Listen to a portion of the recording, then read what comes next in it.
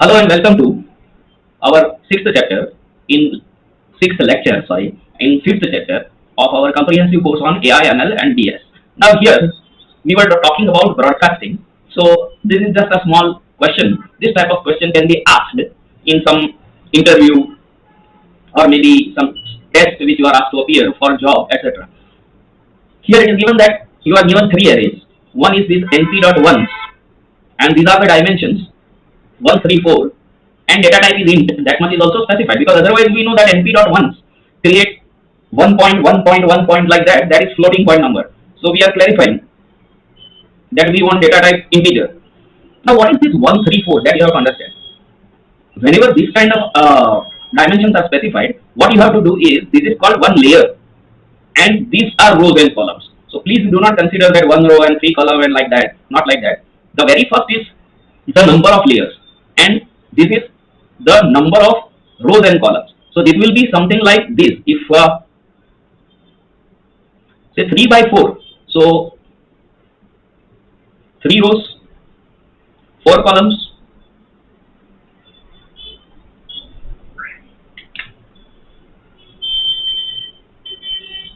So like this. That is what that 3 by 4 means. Here, this 3 by 4. Okay, and thereafter only one layer. So that means it is a two-dimensional case like this. But if there would be two layers, then that means one such mesh, which is 3 by 4 mesh shown in the diagram, another similar mesh is behind it or in front of it. So that is the third dimension, depth dimension, in which identical 3 rows and 4 columns would be there. Okay, but here only one was given, so that means it is one layer only. So that can be shown on the diagram in this manner. Fine. Now similarly, other is 1, 4, but there are two layers of 1 and 4. So if you want to draw them, then one row and 4 members, that kind of array. So somewhat like this, maybe first member, second member, third member. So that is the meaning of this 1, 4. But then what does this 2 mean? There are two such layers stacked, so one behind another. So that means there would be exactly identical layer as the layer which is shown in front behind it. So if I want to try to draw, it would be somewhat this kind of layer. Okay, so hopefully you are clear about what. So two layers of one row and 4 columns. Similarly, 3 rows and 1 column. So 3 rows and 1 column would be like this.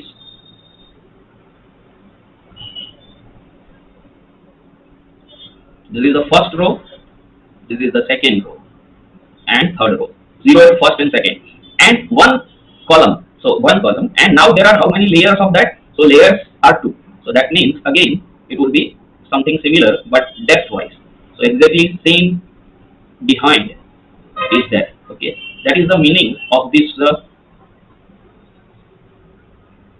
I hope that this thing is now clear. Okay. So first, whatever is mentioned, that specifies the number of layers which are stacked, and that is why whenever we want to handle that broadcasting, then we always start counting from right to left. Okay, so that means first columns have to be adjusted, then rows have to be adjusted, then layers have to be adjusted. What is the meaning of word adjusted? That becomes clear just now. But this is an array, 3 by 4 array, having only all ones, np.1s.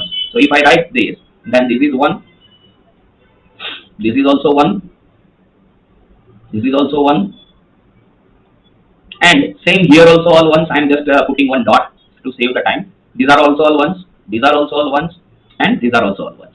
So 3 rows and 4 columns, and only one layer, so there is nothing in the depth. Okay, this I can delete. Okay,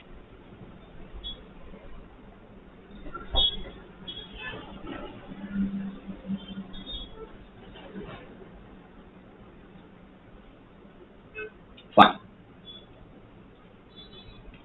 So this kind of array. Now data type is integer, so it is not 1 point but 1. Okay, then next is two layers of 1, 4, full, and full is by which element? 2. So that means this is 2. I am writing something like z, but it is 2. Please remember. So these all are 2. Okay, and the next is also np.full, but all are 3. So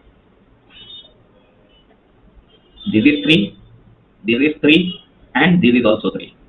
Now the question is not to do anything, they just ask what will be the size of A plus B plus C. They are not asking do A plus B plus C, but just size. So without writing any code, you have to decide the size. So that means mentally you should be able to broadcast. So at that time the method is very simple. Start from right to left and select whatever is the maximum. So here in this third dimension, this one, 4, 4 and 1, the maximum is 4. So then you have to put that resultant array which is obtained by A plus B plus C, that will also have third dimension 4. Then take this, because you are going from right to left. What is the maximum? 3, 1, 3. So that means maximum is 3. So then the resultant array will also have that dimension 3. And similarly here, what is the maximum? 1, 2, 2. So resultant array also will have maximum value of 2. So the resultant array would be of 2, 3, 4. Still, if somebody is interested, at your home, you can try for exercise, create these 3 arrays and find A plus B plus C. And then find the shape. We know that suppose you write D is equal to A plus B plus C, then write D dot shape and you will get 2, 3, 4. Here it is the explanation. So that I am not doing because I have already spent time in explanation. So, but how that 2, 3, 4 is coming, that is what it is showing. So more important thing is just remembering this sentence, that dimensions must be aligned from right to left. Okay. So from here to here. Because sometimes what will happen when you adjust first columns, then rows, then there will not be sufficient members for the additional layer like that. So that is why don't adjust layers first, but adjust columns and rows first. Now this is also one simple example and which you are supposed to try everything. Diagram is also given and code is also given. So you just have to type the same code and check if you are getting the result is obtained or not. Now about this visualizing this broadcasting. This is really slightly difficult if the resultant array is in 3 dimensions, and it is impossible if the resultant array is more than 3 dimensions, because our human eyes cannot even imagine more than 3 dimensions. So but for 3 dimensions, if you use certain advanced plotting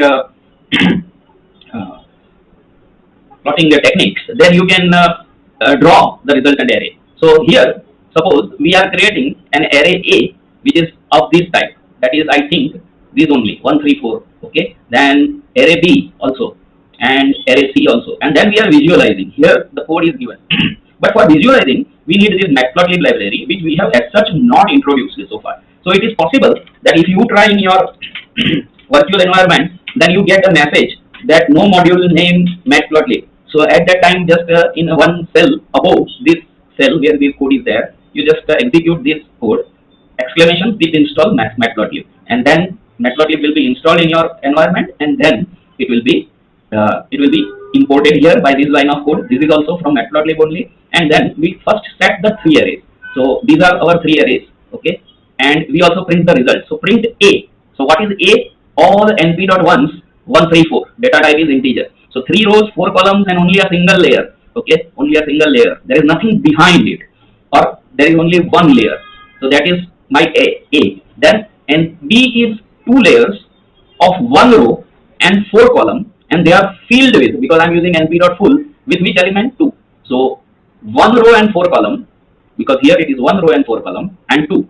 And 2 layers must be there. That is why 1 layer, this layer, but another also. Now in this kind of output, it is not easy to see, but actually that 1 layer is behind the other layer. Okay. Then see, 3 rows and 1 column only, all filled with 3.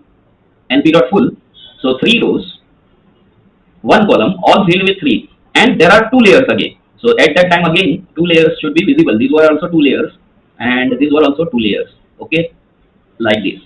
Now the question is, what will be the resultant array? Okay, so we already saw that you have to think that what is the maximum value out of this. Then the maximum is 4. Here what is the maximum value? 3, and here what is the maximum value? 2. So then the resultant array will be 2, 3, 4. 2, 3, 4 means the resultant array will be a 3 by 4 matrix, 3 rows and 4 columns, and there will be 2 such matrices pasted or stacked with each other, one behind another. So this is what it is. That this is the resultant matrix 3 by 4. This is also the resultant matrix 3 by 4, and they are pasted one behind another. So 2 layers of that. Because remember, we are not asked to obtain this. I just showed it for the sake of how directly I got that answer. But every time you should not need to do this code and everything. Okay, you should be able to just decide maximum is 4. So third dimension would be 4. Maximum is 3. So second dimension will be 3, and layers maximum are 2. So 2 layers. So 2, 3, 4. Quickly. Okay, fine. Now suppose I want to visualize this. Okay. So at that time I will use my that matplotlib library and everything which I have imported here. And if I write this complex code, don't worry about how that code is obtained. But then I get a very nice diagram which shows the resultant 2, 3, 4 matrix in a perfect manner. Okay. So you can see that this is first slice because there are two slices, and in each slice there are three rows. Rows are here along the x-axis, and four columns. Red colored are columns. So 1, 2, 3, 4. Blue colored are also columns. So 1, 2, 3, 4 along y-axis, and along z-axis.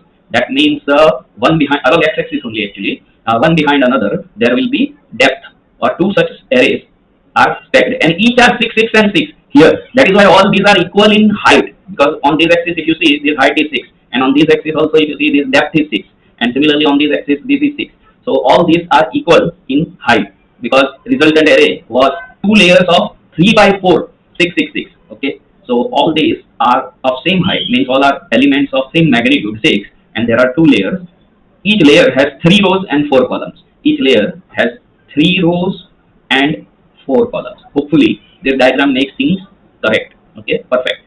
However, it is difficult to draw this diagram, and we have not even introduced the plotting library. Just like we are taking a separate chapter on NumPy, 2 chapters in fact. Similarly, we will first take 2, 3 chapters on pandas, and then we will talk about this plotting library and all that. Okay, so it will take some time before. So don't worry from where this code is coming, but at least you should be satisfied. And this shows the power of Matplotlib, that anything can be visualized up to 3 dimensions.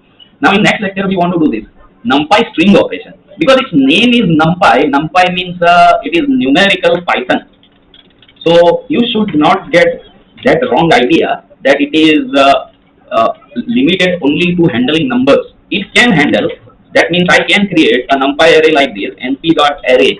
The only condition for a NumPy array is that all elements must be homogeneous. So I can create an array like this.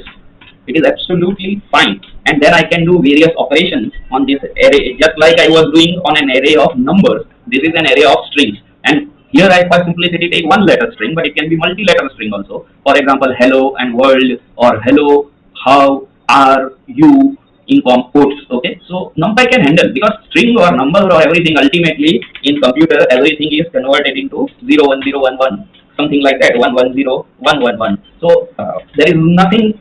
Everything is converted into binary, whether it is a number or whether it is a string. So next lecture we will start with some examples of this. Okay, thank you.